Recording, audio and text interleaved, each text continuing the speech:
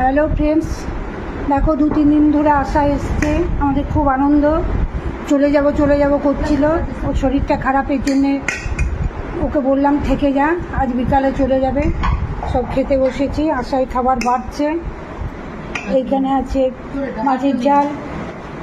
আজকে রীতা আসেনি, রীতা ফুলকুমারী যে আমাদের ফুলকুমারী আসছে একজন, তার বাড়িতে দশহারা পুজো, আসতে পারেননি।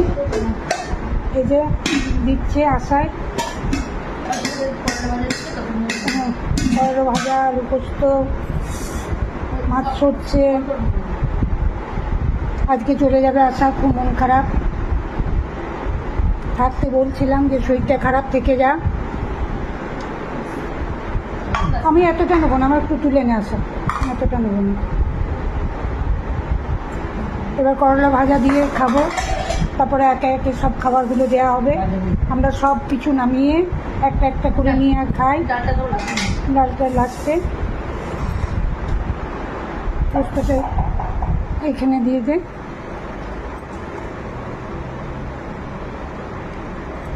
আমি এখন নেবো না, আমার মুখটা দিয়ে দেখি।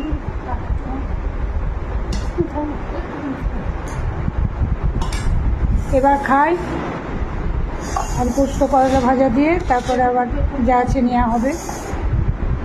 ওইটা কি লোটে মাছ খাবো না।